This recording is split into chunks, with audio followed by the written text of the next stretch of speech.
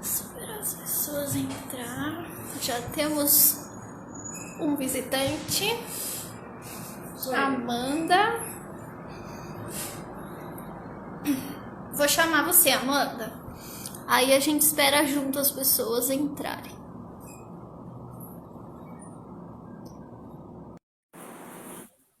Bruna Lemos. Oi, Bruna. Thaís. Oi, tá me Que ouvindo? saudade de você. Sim, dá pra ouvir? Tô te ouvindo. Tá bom. Ah, já tá com 12, Paty. Já tá com 12? Ah, então tá bom. A gente Bom, pode... então, bom dia, gente, tudo bem? Eu falei que eu tô com saudade da Amanda, porque a Amanda não tá aqui todos os dias mais. Nessa pandemia teve algumas mudanças, mas ela é da nossa equipe, tá? Não se preocupe, ela volta. E você quer falar um pouco onde você tá, Amanda? Eu quero... Na verdade, assim, a live não é comigo, né, Paty? É com a professora. Isso. Eu só vim dar umas notícias rapidinho, falar algumas coisas, e eu queria falar duas coisas para vocês.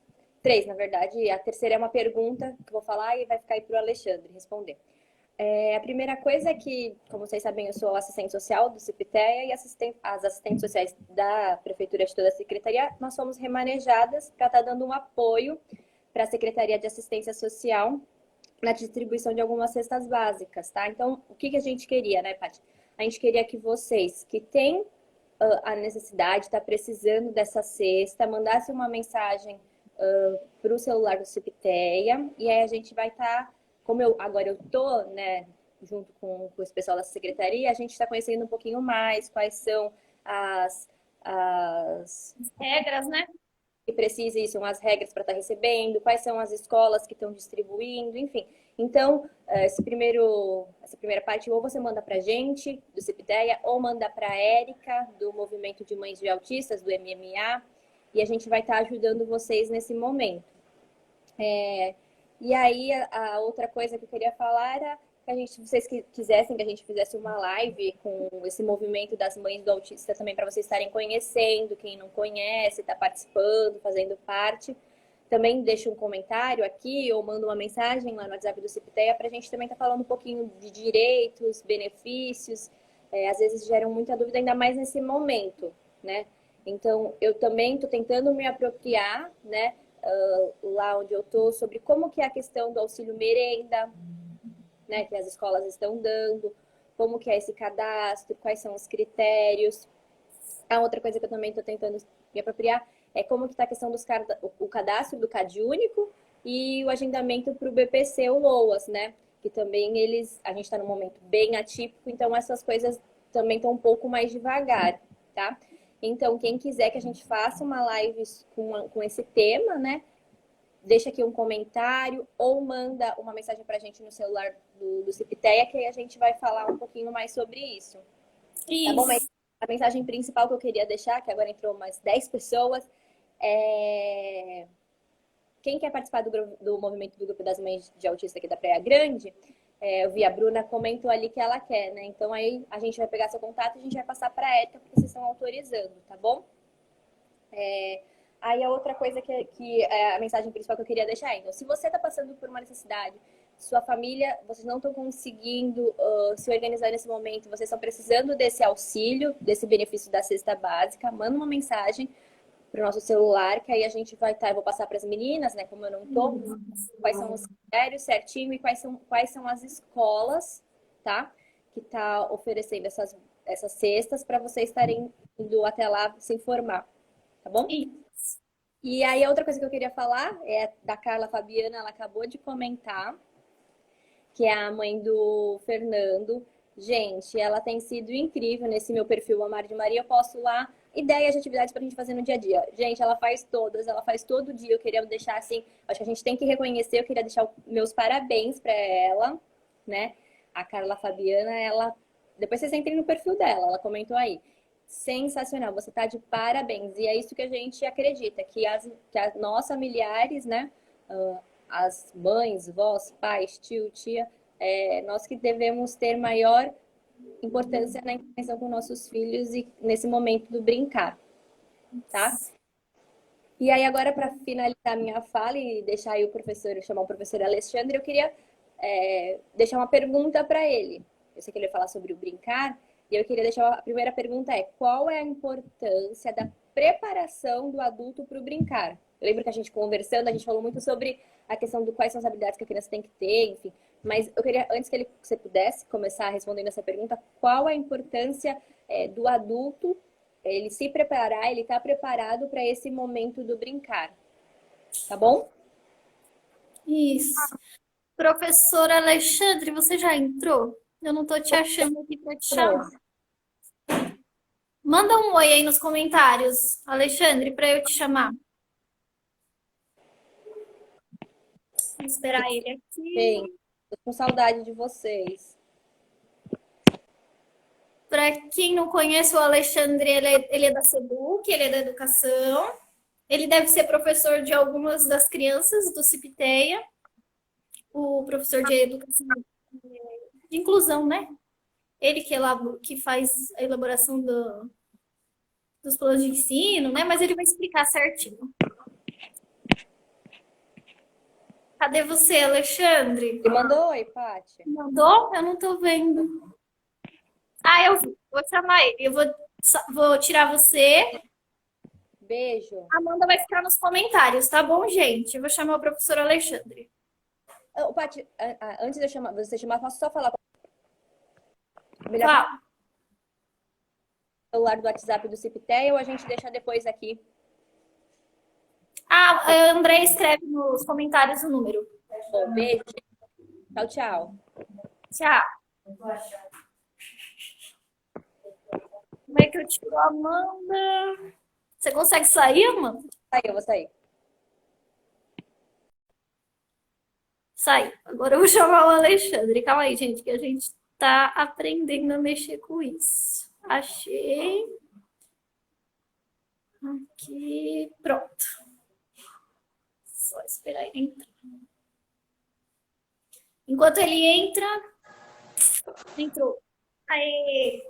Oi, tudo bem? Tudo bem. Estão me escutando bem?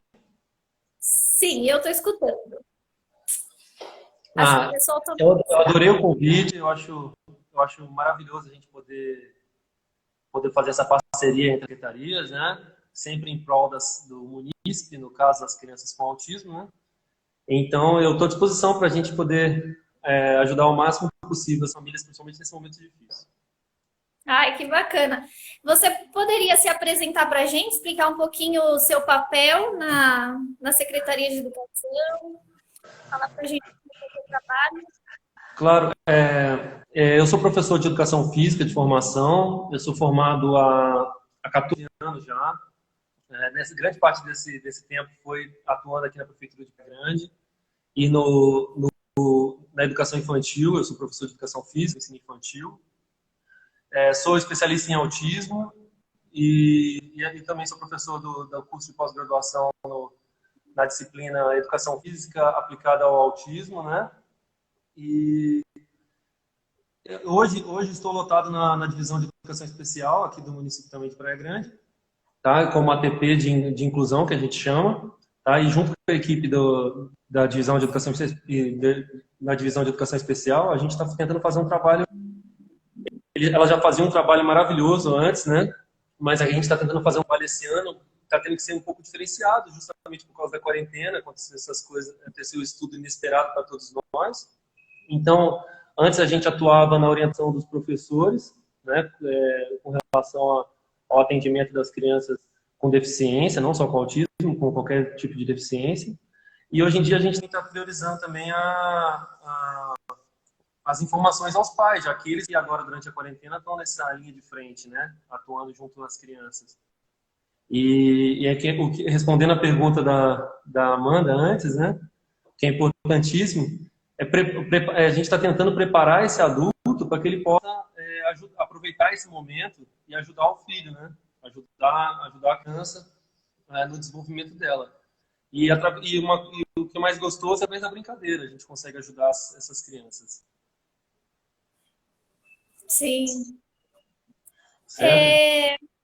A gente pensou em falar hoje o tema sobre o treino do brincar, né? Uhum. Acho que a gente podia começar falando, né, qual que é a importância do brincar, né? Porque às vezes brincar é uma coisa simples que qualquer um faz. Não é bem assim, né? Eu acho é importante você falar isso porque a gente tem que quebrar algumas ideias que tem errôneas, assim, né? Primeiro que o pessoal acha que muita gente acha que brincar é só entretenimento, é só bagunça, é só lazer, né? Mas a gente, que é educação, sabe que brincar é importantíssimo para o desenvolvimento de qualquer criança, não só das crianças com autismo, tá? Porque é brincando que a criança aprende a explorar o mundo, cria suas primeiras relações sociais, organiza suas emoções e principalmente, ela desenvolve sua autonomia, né? É brincando que ela aprende dessa forma. Assim, ao contrário das crianças com desenvolvimento típico, as crianças típicas, né? As crianças com autismo não aprendem de maneira natural essas habilidades, né? Isso, e quem é pai de criança com autismo e mãe sabe o quanto a falta dessa habilidade faz ao seu filho, né? Quanto que era importante ele ter essa habilidade de brincar para a interação dessa criança com as demais crianças, para o lazer dela, para muitas outras, para o desenvolvimento de muitas outras habilidades. Sim. E será que você poderia falar para a gente se existem, né, comportamentos básicos, né, comportamentos que vêm antes, né, desse brincar que precisa ser ensinado para as crianças? O tempo que eu trabalhei como professor de educação física infantil, eu aprendi bastante sobre o desenvolvimento das crianças, aprendizagem motora, de crianças típicas, né? Isso foi importante para a gente conseguir traçar a gente conseguir traçar uma linha base, o que é o aceitável no desenvolvimento de uma criança, o que é o típico, para a gente conseguir entender um pouco do atípico, né? E como eu disse, as crianças com autismo, ao contrário das crianças com desenvolvimento típico, ela aprende de maneira natural essa habilidade, a habilidade de brincar, né? Que a habilidade de brincar é um repertório bastante complexo, formado por diversas outras habilidades, né? E elas têm como base alguns comportamentos. Esses comportamentos de base são pré-requisitos para o ensino dessa habilidade de brincar, para que a criança possa brincar, né? Isso é pré-requisito para muitas outras habilidades também, tá? E é importante que a gente priorize no começo o ensino desses comportamentos de base, porque eles são, que a gente fala que eles são pivotais, eles alavancam o desenvolvimento de outras habilidades. Então, por exemplo, eu quero ensinar a criança a chutar uma bola.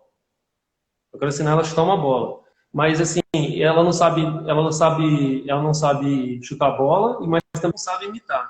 O que eu priorizo? Eu priorizo a imitação, porque imitando ela consegue aprender a chutar uma bola, né? Por exemplo, eu priorizo o contato visual, porque fazendo contato visual, ela vai aprender diversas outras habilidades, a interação dela com o mundo. Certo? Sim. Assim, esses comportamentos a gente sempre no treino de brincar em etapas, para ficar estruturado. E é lógico que as mães não vão ter expertise do terapeuta ou do professor de AE para fazer, lógico. Mas assim, facilmente uma mãe consegue aplicar esse treino se ela entender o principal princípio, não, o maior dos princípios da análise do comportamento, que é o princípio do reforço. Se ela entender esse princípio, ela consegue aplicar o treino facilmente.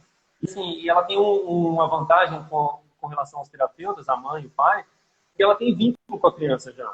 Ela conhece a criança. Assim, por mais que ela não seja especialista, ninguém é mais, apesar de ela não ser especialista em autismo, desenvolvimento humano, ninguém é mais especialista no filho do que a própria mãe.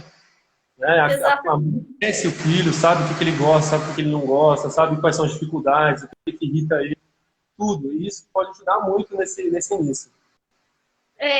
Eu acho que é muito interessante você falar isso, porque às vezes é que as mães que chegam, né, elas vêm com uma angústia muito grande. Ah, meu filho não fala. Essa é a maioria das queixas.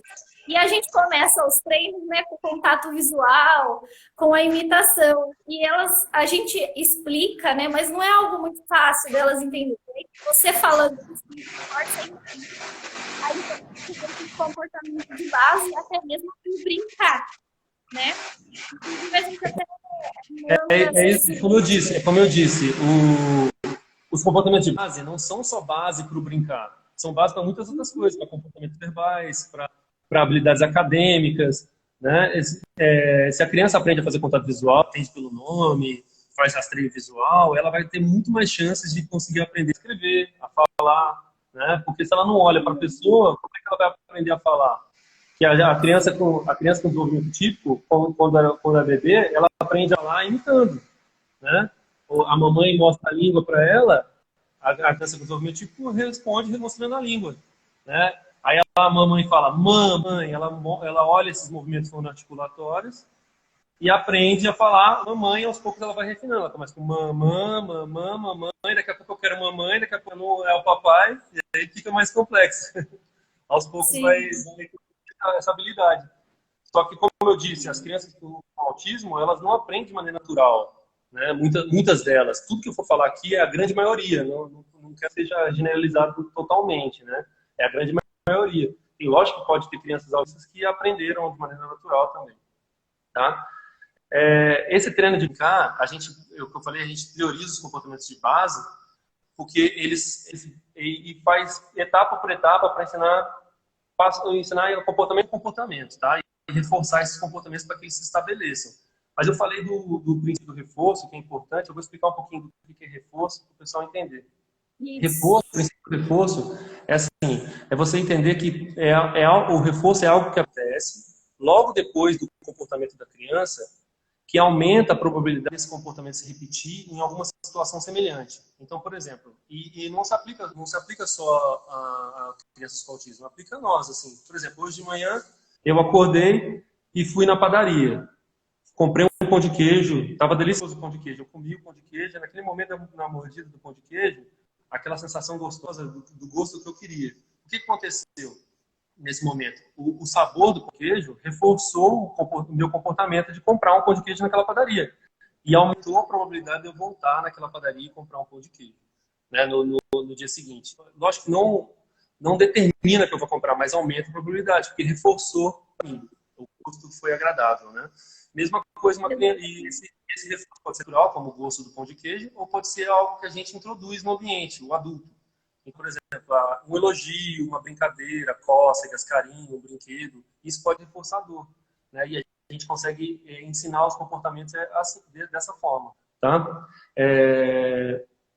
A primeira etapa é que a gente do treino de brincar, e a mais importante delas é a relação simples entre duas pessoas que a gente vai trabalhar, uma brincadeira simples, relação entre duas pessoas, mamãe e filhinho. A gente utiliza nessa etapa as brincadeiras, aquelas brincadeiras simples que a gente faz com bebês, sabe? Por exemplo, cadê o papai? Achou, ou serrador, né? Ou cócegas. Eu uso como exemplo cócegas porque é bem fácil de entender, porque ninguém consegue brincar cócegas sozinho. Precisa de outra pessoa para a cócega acontecer, né? Então, e a grande maioria das crianças adora cócegas, né? Todas as crianças, até nós adultos gostamos, agora a gente já tem vergonha de falar que gosta, né? Mas cócegas é agradável, a gente gosta de cócegas. Então, eu vou usar como exemplo, dessa primeira etapa, vamos imaginar uma criança que tem como reforçador cócegas. Ela gosta muito de cócegas e é uma brincadeira favorita dela. Então, o que pode fazer? A gente vai trabalhar com as cócegas as primeiras habilidades, o contato visual, né, e o atender pelo nome.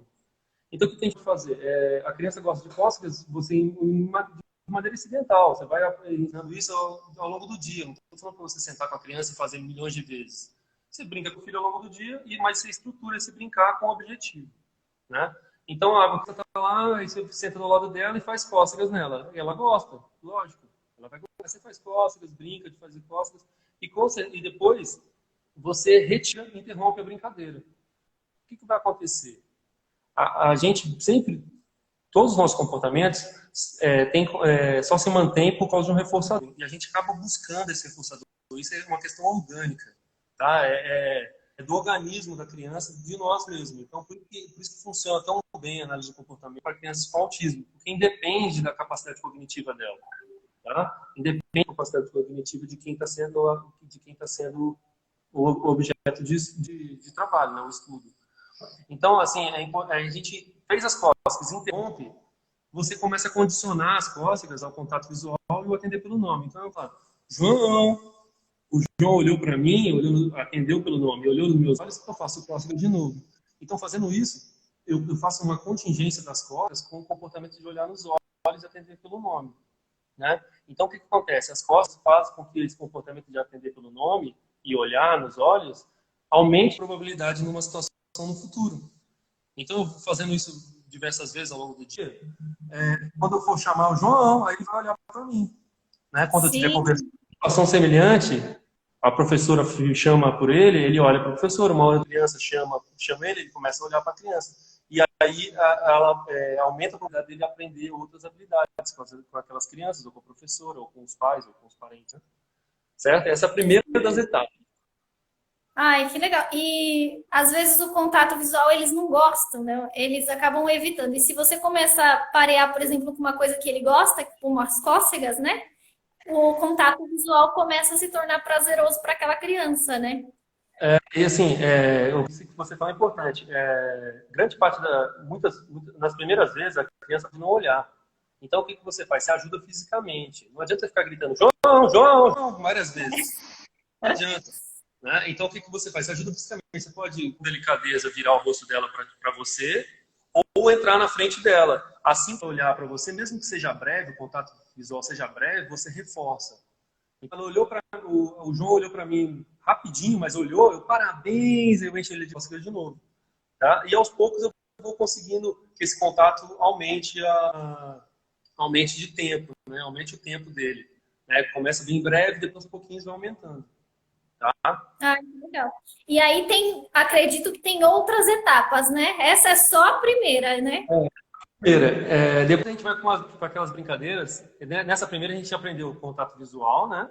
E o atender pelo nome. Se a sua criança já faz, você aliou que a sua criança já faz contato visual, você faça, lógico que tem que brincar com seu filho, mas já passa para a próxima etapa, né? A próxima etapa são aquelas brincadeiras mais corporais. Então, que a gente brinca com a criança junto, tá?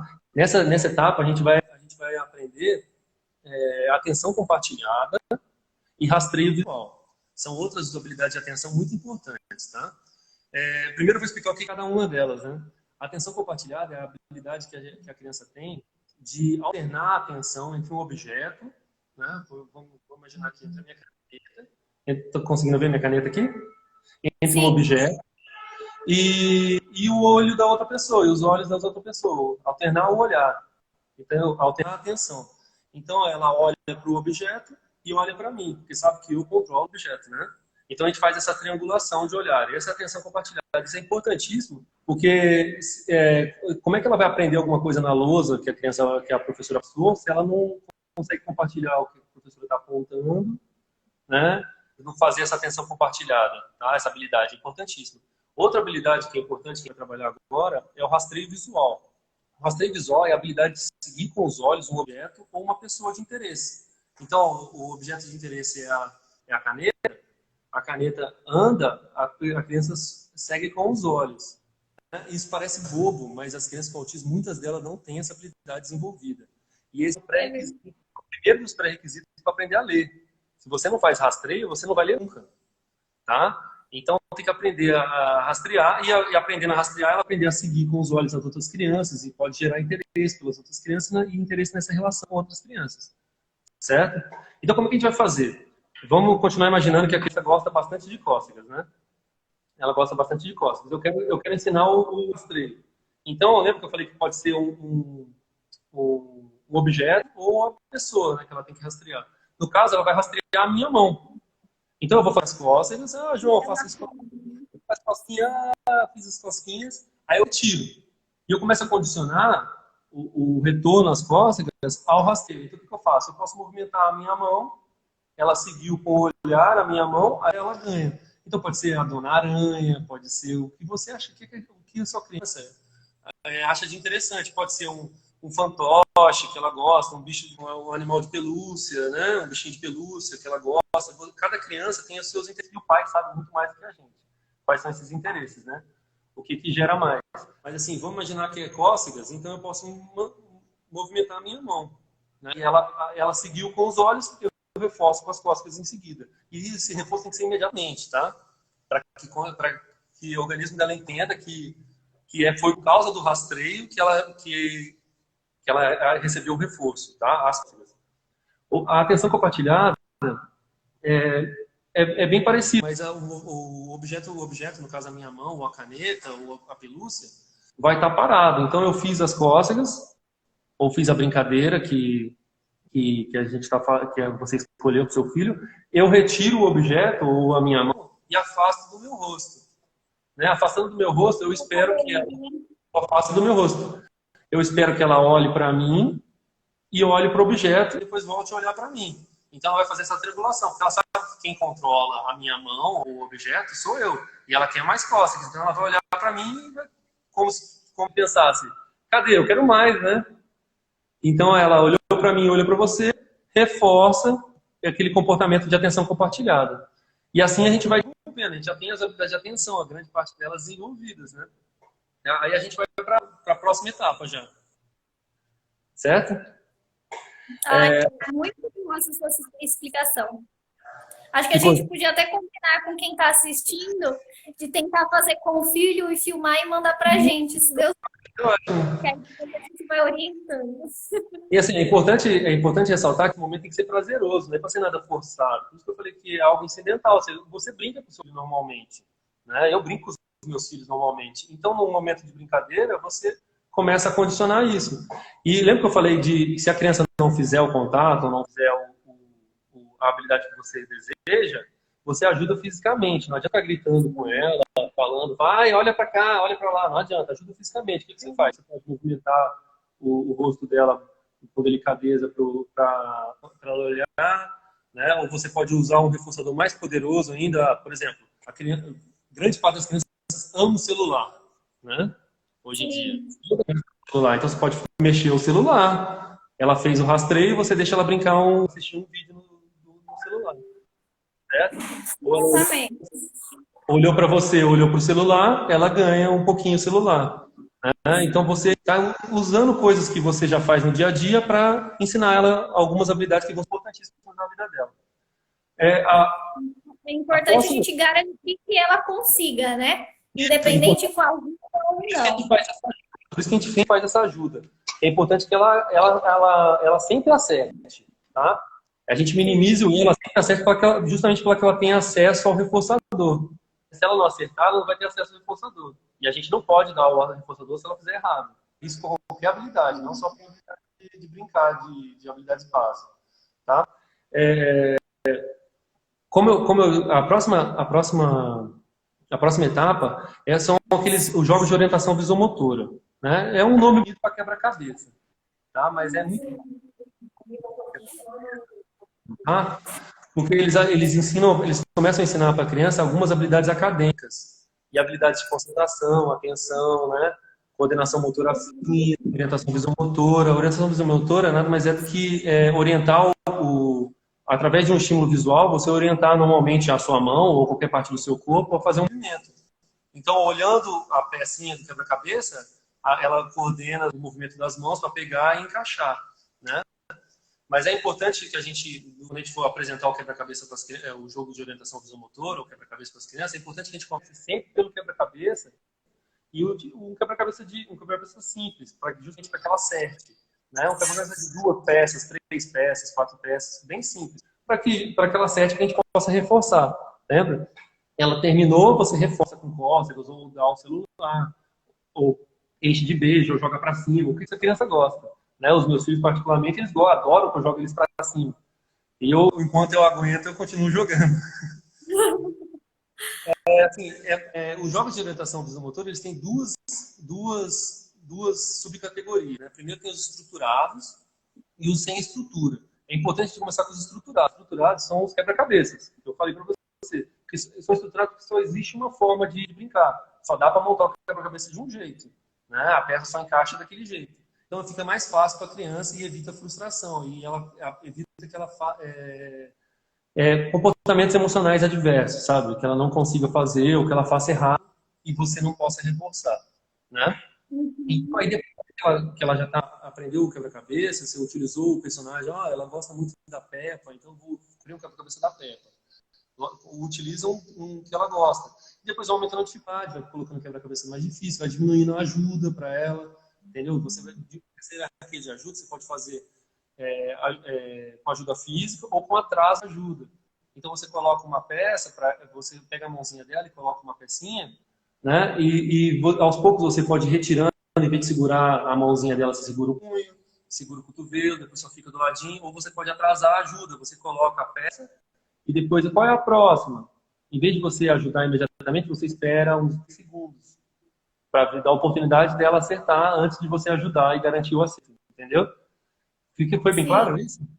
Aí depois você pode acelerar, porque é importante? Porque é importante que você vai retirando. Sempre que a gente ensina alguma coisa para a criança, a gente ensina com o intuito de que ela seja autônoma, que ela aprenda que ela faça sozinha depois, né? Então é importante que toda ajuda que você der para a criança, que você trace um meta, uma estratégia para você retirar depois essa ajuda, certo? Por isso que é importante a ajuda física. Ajuda física você consegue retirar facilmente.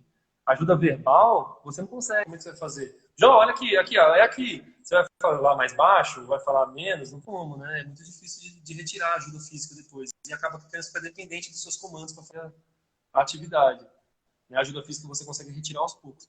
Aí a gente vai para a gente, que tem pouco tempo, é importante falar rápido. Já foi 30 minutos. Então, a gente vai para a próxima etapa, que é a próxima parte do jogo estruturado, que é o jogo sem estrutura, que é o famoso Lego, né, o bloco de montar. O jogo que desculpa, travou um pouquinho. É o Lego, blocos de montar, né? Tá. O jogo sem estrutura por quê? Porque Sem ele não existe estrutura, né? sem estrutura. É um jogo visomotor sem estrutura, porque ele não tem uma forma única de se brincar, né? Correta, E, assim, né? se você apresentar ele logo de cara, o que vai acontecer? Provavelmente a criança vai brincar de maneira estereotipada. O que é? Ela vai fazer uma mesma brincadeira repetida e sem função. Ela vai catalogar, vai separar os vermelhos, os azuis, ou vai separar os pequenininhos, os grandes, ou vai fazer uma fila com as pecinhas. Não vai brincar de maneira funcional, como as outras crianças, fazendo faz de conta, né? Porque essa habilidade de faz de conta é muito difícil para a grande maioria das crianças com TEA. Então, o que a gente pode fazer? Eu aconselho sempre, quando você vai apresentar o bloco de montar, observa que o irmão brinca. O irmão brinca com o bloco de montar, ele monta uma casinha, ou ele monta um carrinho, ou ele monta um avião, e ensina o seu irmãozinho da criança monta um avião, ensina ela a montar um avião, porque vai aumentar a chance dele interagir com o irmão, interagir com o coleguinha, né, com o primo. Tá? Então, se para montar um avião ele precisa de 4 pecinhas, uma cruzando com a outra e depois 2 na ponta, você só apresenta aquelas 4 pecinhas no começo. Você apresenta as 4 pecinhas e dá um modelo para ele. Então, você ensina para ele como se faz. A gente monta assim, põe as 2 pecinhas na ponta e a gente vai lá. Depois você brinca de maneira adequada com o aviãozinho. Então, capricha nas onomatopeias, de maneira bem teatral mesmo, para chamar bastante atenção, e depois dá as peças necessárias para ele fazer. Provavelmente ele não vai fazer de cara, né? Então você ajuda fisicamente ele a montar, e depois pega na mãozinha dele e ensina como se brinca. Tudo com habilidade de imitação.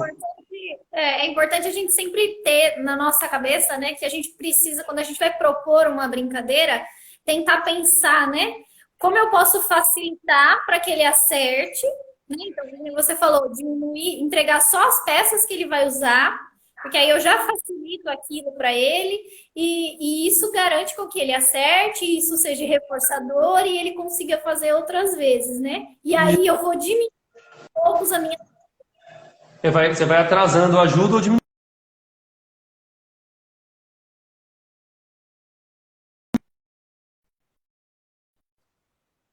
Sim, às vezes fica meio baixo, meio alto, mas tá dando para escutar.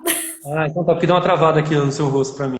Então, aí você vai tirando essa ajuda aos poucos, né? Aí você já vai introduzindo, além das habilidades acadêmicas de coordenação motora fina, você vai introduzindo faz de conta aos poucos, né? Então aí você ensina um aviãozinho, depois você ensina como você brinca de carrinho, como ter uma casinha, um castelo, e você faz de conta, né? E dá um modelo para ele de como faz. Mas é importante isso.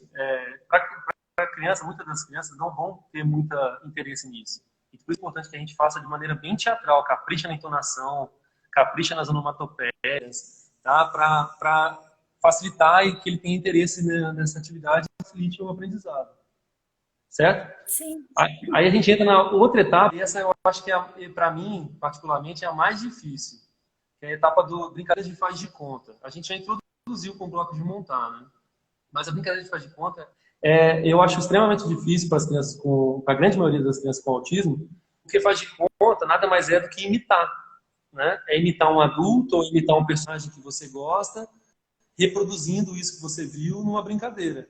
E como já disse, as crianças com autismo, grande parte delas tem dificuldade na habilidade de imitação e tem também pouco interesse pela vida das outras pessoas, pelo que as outras pessoas estão fazendo. Muitas delas não aprendem a imitar.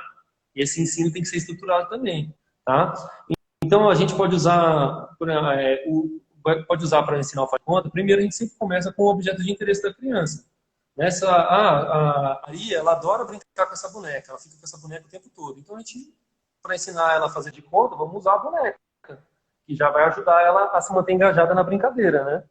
Então, o que a gente pode fazer? Vamos imaginar que você pegou a boneca, tá? E ajudou a ensinar a dar comidinha para a boneca. Vamos fazer de conta dando comidinha para a boneca, né? Então, como é que a gente vai fazer isso? A gente pega o garfinho, vamos lá, e você dá um modelo para ela. Você fala, a boneca está com fome, ela quer comer. Você está com fome? Você pode fazer a vozinha da boneca, eu estou com fome, mamãe. E você pega a colher e fala, olha, vamos comer então. Tá gostoso. Muito bom. Você faz as onomatopeias. E tudo para chamar a atenção da criança para aquilo lá. E depois o que você faz? Você dá a boneca e a colher para ela. Você deu um modelo e agora a Maria que vai dar a comidinha para a boneca. Aí você pega na mãozinha dela e faz. No começo você faz tudo por ela, dá ajuda física para ela. Mas é importante que ela faça. Então você pega na mão dela segurando a colher, pega na mão dela segurando a boneca e faz o movimento, faz as onomatopeias. Aos poucos você vai, como eu falei, você vai atrasando essas ajudas.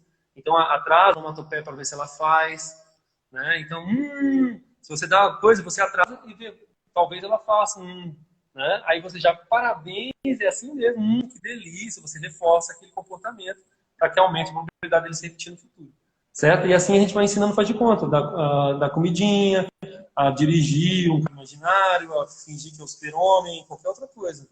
Certo? Que a criança tem interesse.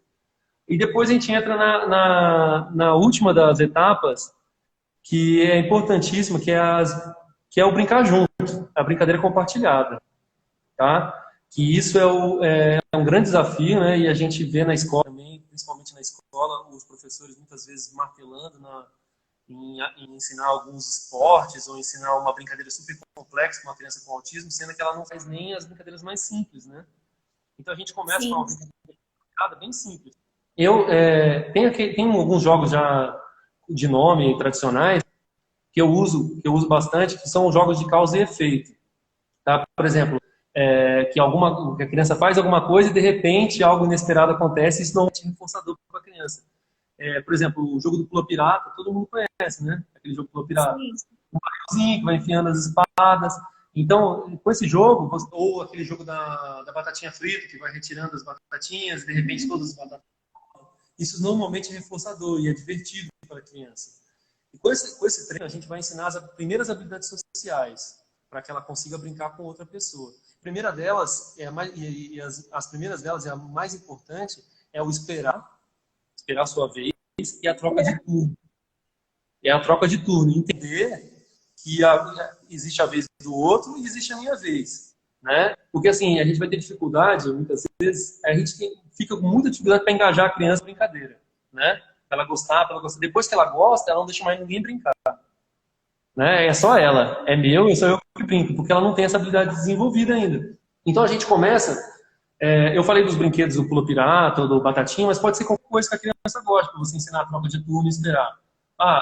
Lá em casa, eu utilizei eu tenho uma rede lá na minha varanda, meus filhos adoram a rede.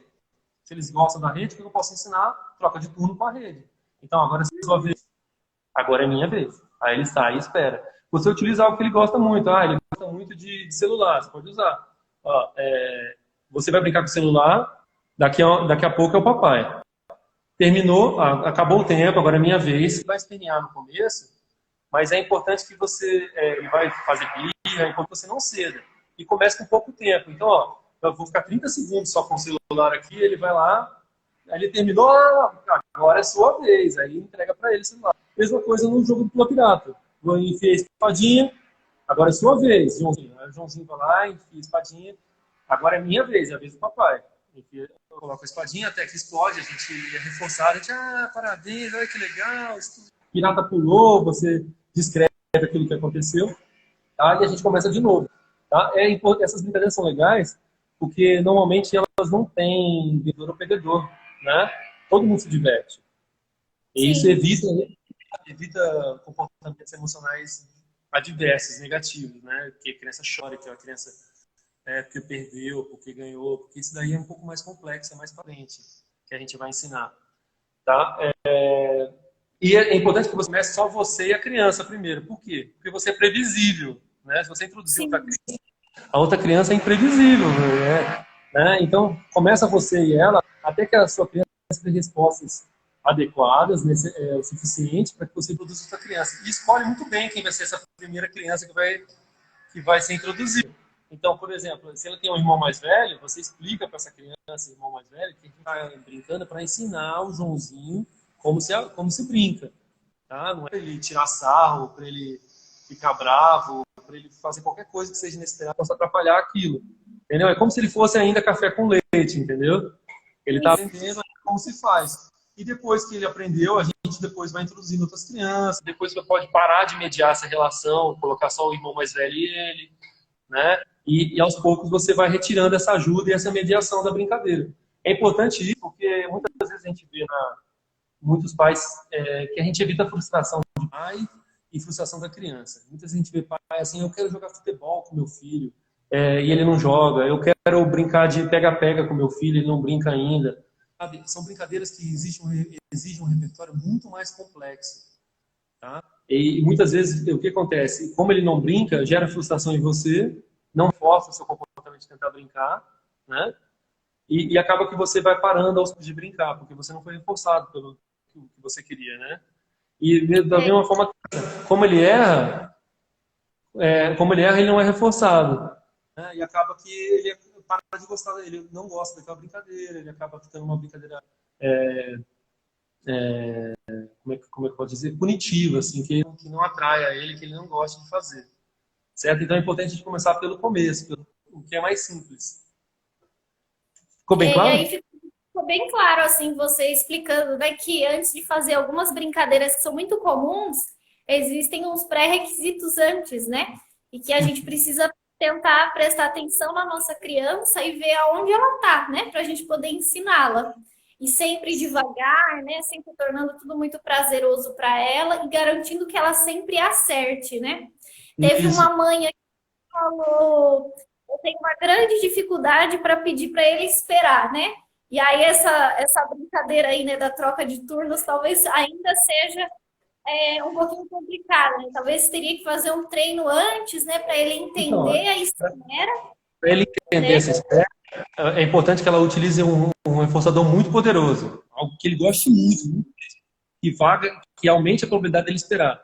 Então, ele gosta muito do celular. Então, você deixa ele um pouquinho do celular e depois a sua vez. Mas a sua vez, no começo, vai ser poucos segundos. Ele vai esperar primeiro 5 segundos. E depois que ele terminou, parabéns, você esperou. Aí você entrega o celular para ele, enche ele de carinho e deixa ele brincar com o celular. E depois você retira de novo. E assim, aos poucos, ao longo dos dias, você vai aumentando de 30 segundos para 1 minuto, minuto para 5 minutos, para 2 minutos, para 5 minutos, até que ele tenha o aceitável. Sabe? Nenhuma criança fica esperando o celular mais de 10 minutos. Criança, então, assim, não exija dele uma coisa absurda, que nem exigir uma criança de 4 anos que se mantenha sentada por muito tempo, não é aceitável. O tolerável, uma criança que tolera, fica sentada uns 10 minutos, né? É pouca coisa. E se ele é aproximar do que esse comportamento típico, que a gente quer, né? Que ele consiga esperar um pouco, que ele consiga esperar, por exemplo, na recepção de um dentista, que ele consiga esperar sentado no ônibus, esperar, sabe? Esperar sentado a vez dele numa brincadeira de educação física, né? Isso tudo parte de um começo bem estruturado, para depois ele possa generalizar essa habilidade que ele aprendeu nas situações do cotidiano dele. Certo? Sim. Já estamos com 45 minutos. Deixa eu ver se alguém perguntou alguma coisa. A Andrea e a Amanda estão respondendo as várias perguntas que fizeram. A gente não vai conseguir ler todas, né? Teve uma mãe que falou assim que o filho dela só gosta da bola. Como é que ela faz para Ele gostar de outra coisa. outra coisa? Então, existe um princípio que é o princípio de transferência de estímulos. Tá? É quando duas coisas são apresentadas ao mesmo tempo para a criança, uma coisa começa a tomar valor da outra. Então, por exemplo, ele gosta muito da bola. Então, sempre que quem dá a bola para ele for a mãe, aos poucos ele vai começar a gostar de brincar com a mãe, né? Mesmo que sem a bola. A mãe começa a tomar valor da bola, ou o irmãozinho, ou o amiguinho. Sempre a pessoa que apresenta o que ele gosta vai tomando esse valor, né? Ou você apresenta a bola e ao mesmo tempo apresenta um jogo para ele fazer com a bola, por exemplo. Ele apresenta um jogo de um chute a gol ou uma cesta para ele lançar na cesta. Aos poucos, esse jogo de lançar na cesta ou de chutar no gol vai tomando todo aquele valor que ele tem com a bola, né? Então, é sempre tudo que a gente gosta é uma relação de transferência de estímulos, né? A gente gosta de ler, por exemplo, se eu gosto de ler hoje em dia, porque quando eu era criança, minha mãe lia para mim, né? Ou situações que eu li foram muito prazerosas, ou pessoas que eu gostava muito ler para mim. Então, o valor que essas pessoas tinham na minha vida, eu passei a habilidade de ler, né? Então, por isso que hoje ler é forçador para mim, entendeu? Assim, essa relação de tudo na nossa vida. Ai, foi muito legal o nosso bate-papo. Teve bastante gente assistindo. Acho que foi a live que a gente mais conseguiu audiência. Ficaram entre 40 e 35 pessoas, né? Foi bem legal. Eu vou pedir primeiro, né, agradecer a sua participação. Muito obrigada. Vamos pensar em mais temas para a gente fazer juntos, né? E eu queria pedir para quem assistiu mandar um oi no WhatsApp e avisar que assistiu a live para a gente poder registrar a produção, né? Porque nessa pandemia a gente está conseguindo fazer os nossos momentos só à distância, né? E aí, quem puder, por favor, manda mensagem no WhatsApp. Acho que a Amanda vai colocar o número do WhatsApp aí. Já colocou? Deixa eu só dar uma palavrinha. Eu acho que a gente tem que aproveitar, nós que somos pais, né, temos que aproveitar esse momento de quarentena, né, para tirar um lado bom disso tudo que está acontecendo, que é muito difícil, que estão acontecendo muitas coisas ruins, mas um lado bom disso é que a gente está tendo a oportunidade de conhecer realmente nosso filho, né? E se a gente se atentar bem, ele com certeza vai surpreender, vai surpreender você como mãe, né, com as coisas que ele sabe fazer, com as coisas que ele gosta. E vai te surpreender, porque muitas vezes a gente acabava virando só o motorista do filho, né? Leva para terapia, e acaba ficando pouco tempo com ele de maneira assim, ociosa, nós e ele brincando. Né? E agora a gente está tendo tempo para isso, a gente podia aproveitar essa oportunidade. E também deixar aqui o recado de que nós da Divisão de Educação Especial, que a gente está à disposição para ajudar, para orientar. Tá? A gente mudou um pouco o formato do nosso serviço por causa da quarentena, né?